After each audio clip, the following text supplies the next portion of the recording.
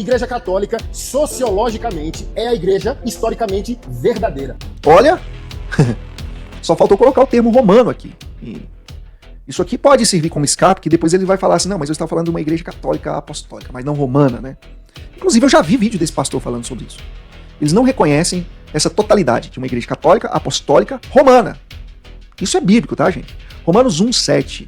O apóstolo Paulo vai dizer, saúdo-vos a vós todos, queridos, que estáis em Roma, chamados à santidade. E ele vai dizer que a fé desta igreja, que está sendo saudada ali em Romanos 1,7, ou seja, a igreja romana, é preconizada no mundo inteiro. Se você tem crucifixo e cruz, tira isso da sua vida. Existe um demônio chamado Crucitas. Ele atua nas cruzes. Ela declaradamente disse que há um demônio atuando nas cruzes, no símbolo da cruz, que o mal atua dessa forma. Isso é inverídico. E ela não consegue mostrar a fonte, né?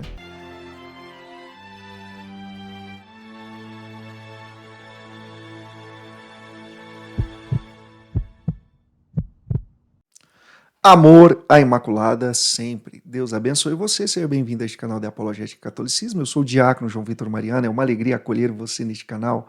Evangelize conosco. Clique agora em curtir, inscreva-se em nosso canal.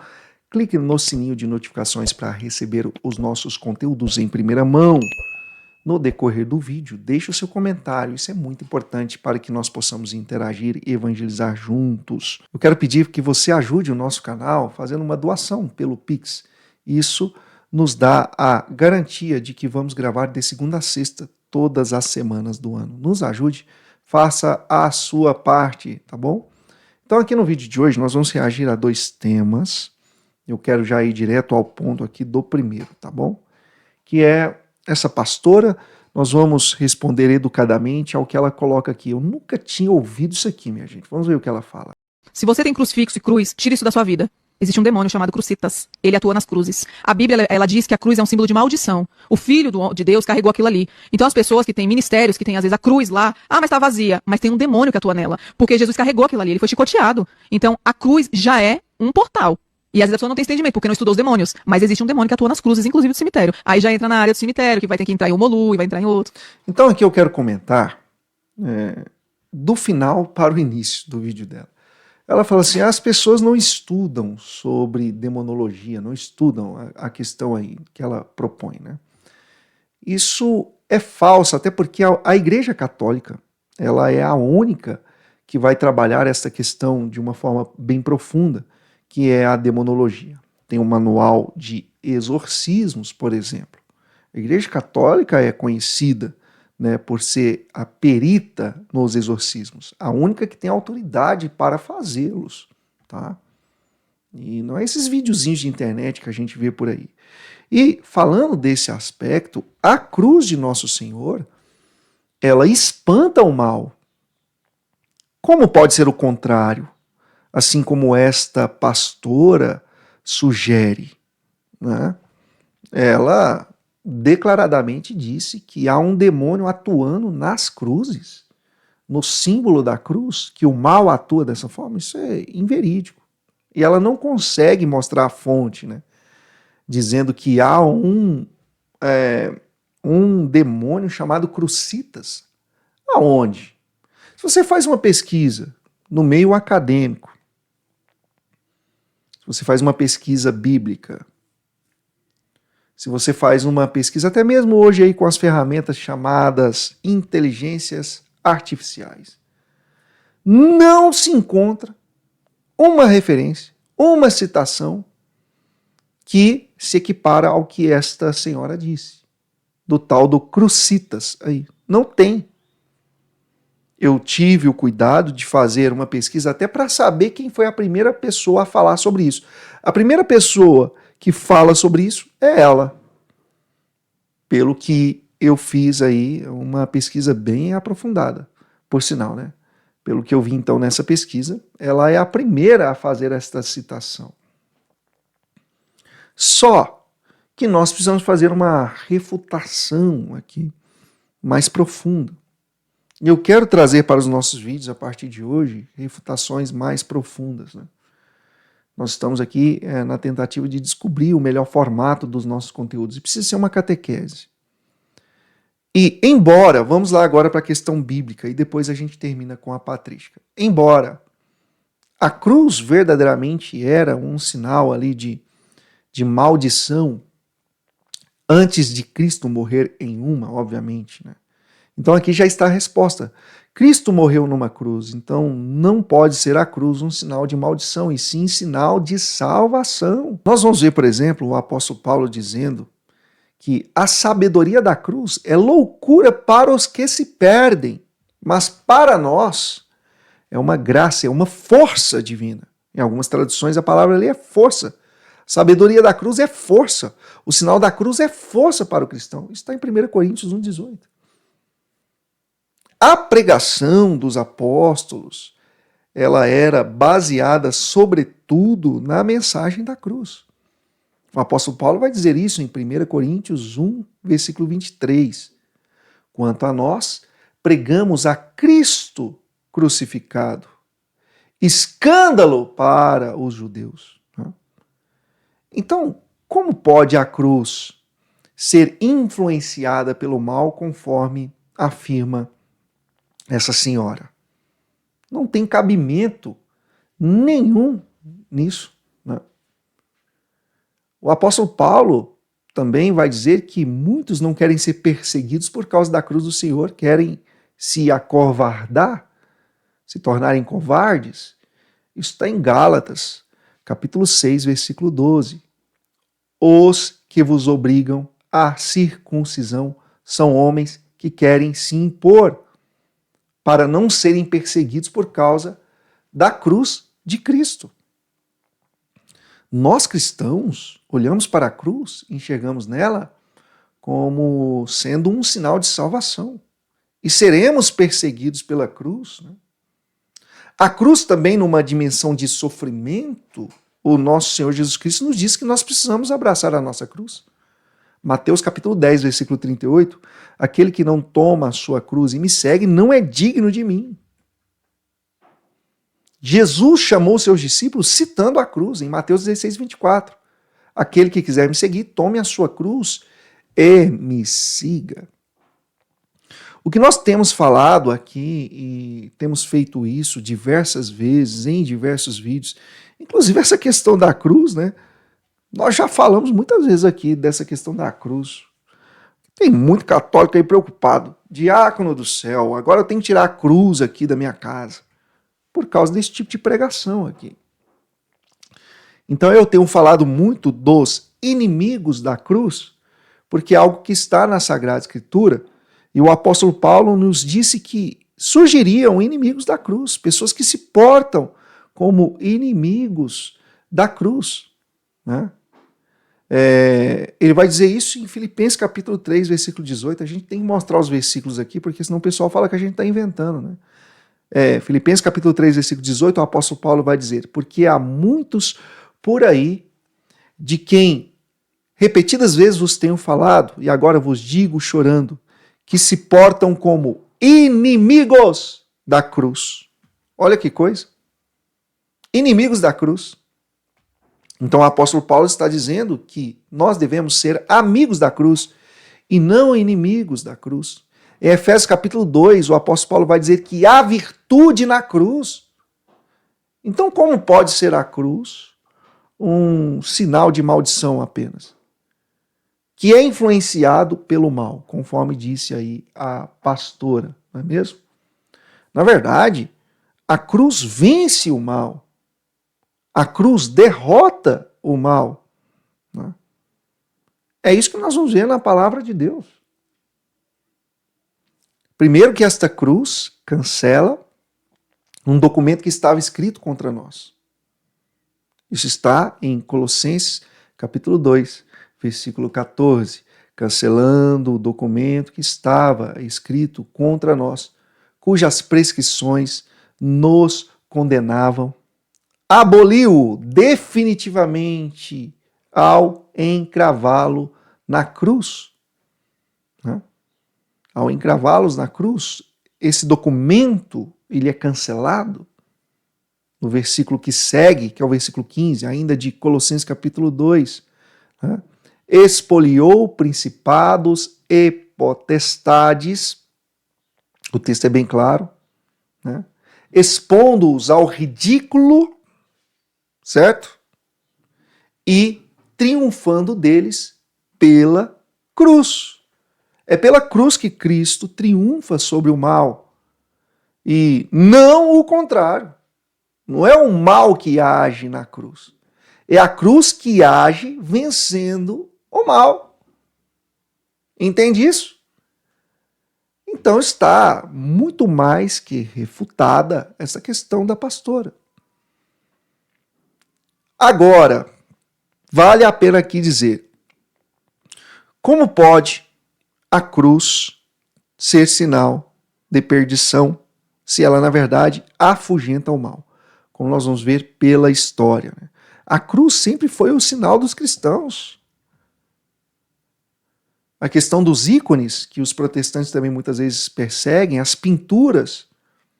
Historicamente, nós vamos encontrar artefatos arqueológicos que comprovam que a cruz ela sempre foi utilizada para ser o símbolo dos cristãos.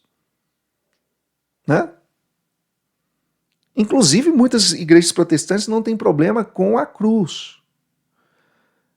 Obviamente, eles vão colocar ali essa questão de uma cruz apenas vazia, dizendo que os católicos gostam de matar Jesus de novo, mantendo ele na cruz. Bom, isso seria tema para outro vídeo. Né? Mas a fala desta senhora aqui é muito perigosa. Mas, como nós temos que avançar, nós vamos para um outro vídeo. Vamos para um outro vídeo aqui, muito importante para o dia de hoje aqui. Esse aqui, diferente do primeiro, eu vou fazer uma reação, tá? Porque é um vídeo um pouco mais longo, de 1 minuto e 6 segundos. Vamos lá. Católicos reais são meus irmãos. Católicos reais são meus irmãos. Nós precisamos entender nesse vídeo o que ele considera como católicos reais. Né? O evangélico mediano não aceita esse fato. Evangélico mediano não aceita esse fato de que católicos reais são meus irmãos. Bom, até aqui não dá para tirar uma mensagem muito clara. Né? Mas fique comigo que eu sei o que vem por aí, é muito interessante. Escuta. A gente está pedindo respeito. O evangélico não respeita o católico. Tu sabia que nós, protestantes, somos um cômodo à parte da verdadeira igreja histórica? Olha que forte isso aqui, né? Ele fala dessa questão que nós temos visto aí. Da falta de respeito que é empreendida, sobretudo num debate teológico, por exemplo. Muitas pessoas não querem debater hoje, elas querem impor a sua verdade, né? Isso é um equívoco muito grande. Elas tentam impor a sua verdade a qualquer preço. E fazem isso muitas vezes sem mansidão e respeito. 1 Pedro capítulo 3, versículo 15. Santificai, pois, a Cristo em vossos corações e estai prontos a responder a qualquer um que vos pedir a razão da esperança que há em vós, mas faça isso com mansidão e respeito. A apologética, o debate teológico também pode ser feito com respeito. E aqui o pastor coloca que muitas vezes os protestantes querem falar do catolicismo, mas falam sem mansidão e sem respeito. É por isso que esse apostolado aqui existe, por exemplo. Eu já falei isso muitas vezes, né? Nós temos que ficar aqui respondendo aos ataques protestantes. Mas é interessante, ele fala que a igreja, ele reconheceu ali, vocês ouviram, que a igreja protestante é um cômodo da igreja verdadeira. Bom, isso aí já fala muita coisa e está comprovado verdadeiramente na história, né?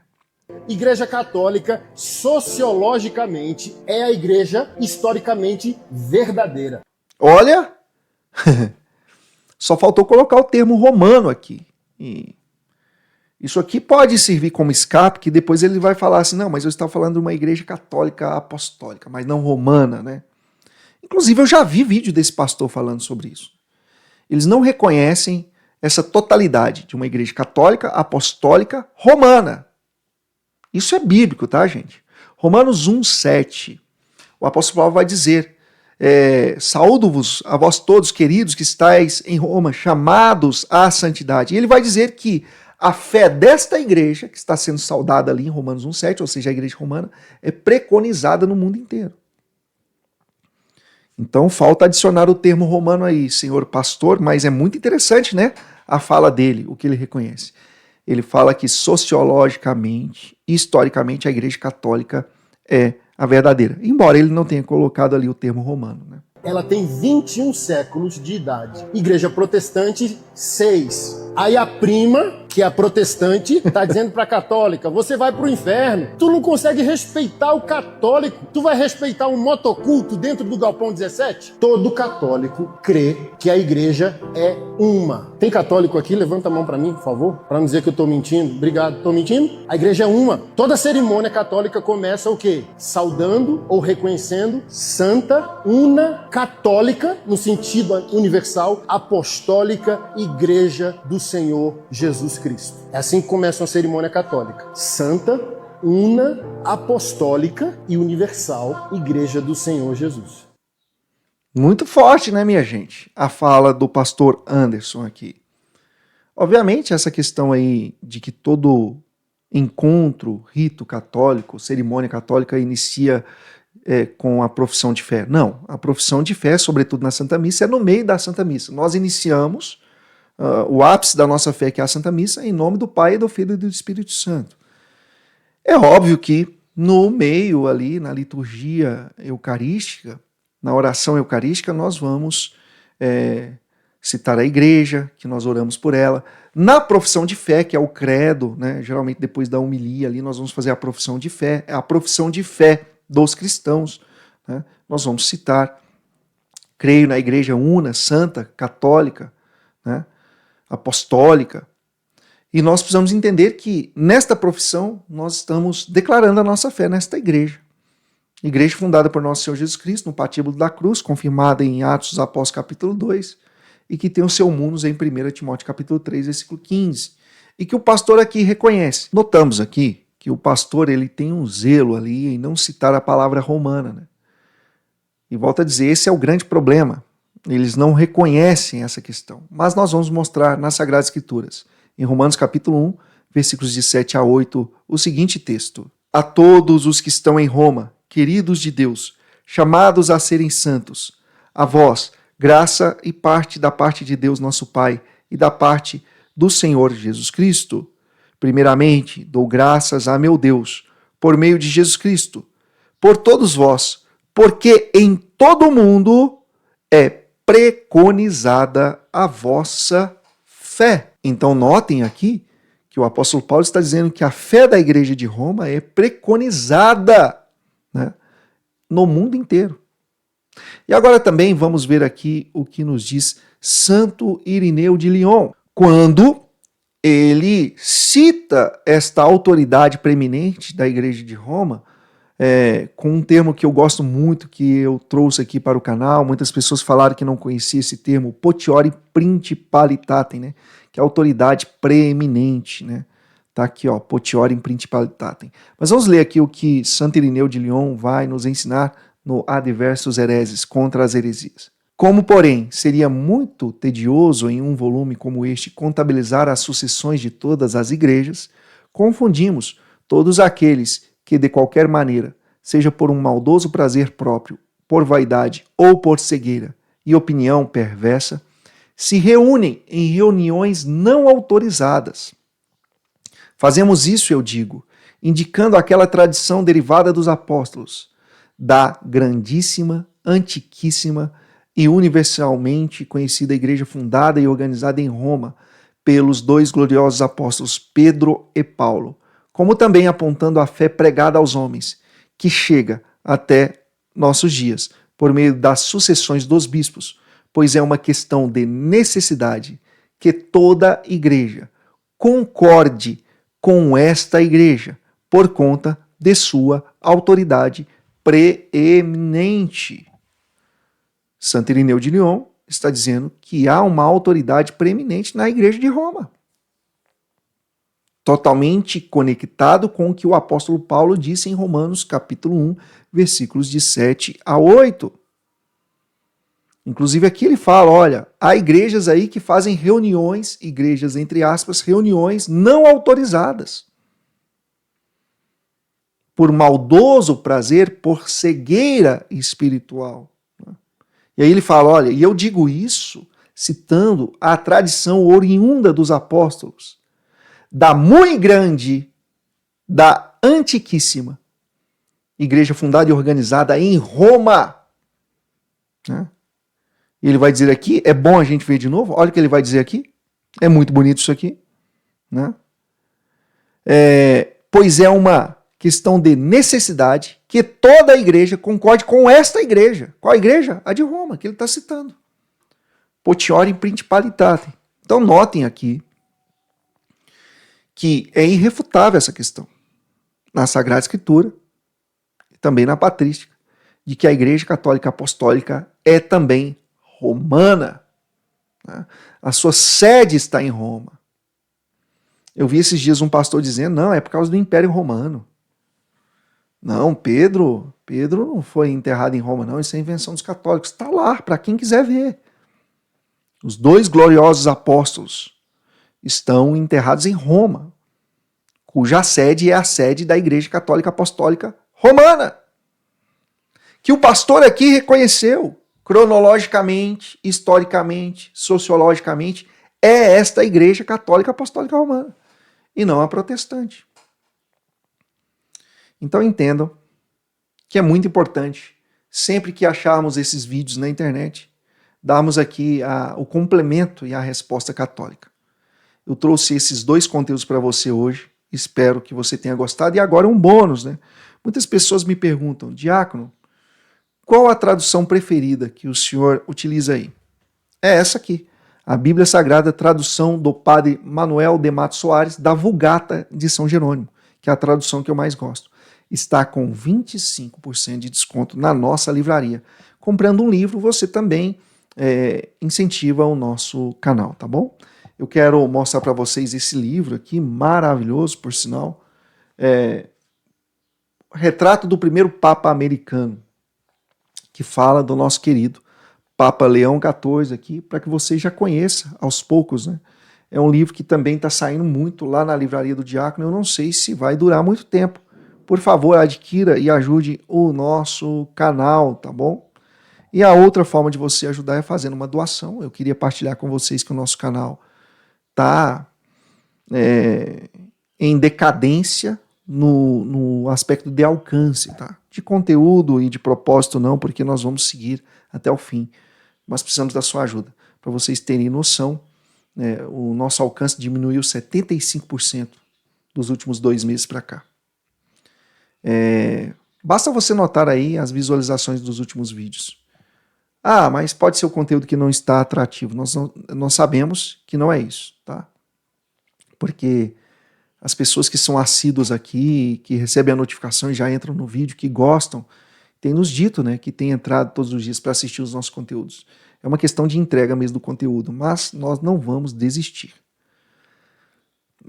Mas eu queria que você entendesse que para que eu grave vídeos aqui, eu preciso dedicar algum tempo do meu dia. E para isso eu preciso da devida receita financeira para isso. Então eu preciso da sua ajuda, faça uma doação para que eu possa continuar gravando de segunda a sexta. E agora eu vou pedir a bênção de Deus para a sua vida. Benedictio Dei Onipotentes Patris et Filii et Spiritus Sancti, descendat super vos et manet semper. Amém. E não se esqueça, hein? Curta, inscreva-se. Algumas pessoas têm reclamado que a inscrição simplesmente sumiu, então é bom você conferir essa parte aí. Até o próximo vídeo, se Deus quiser, pega eles, Nossa Senhora.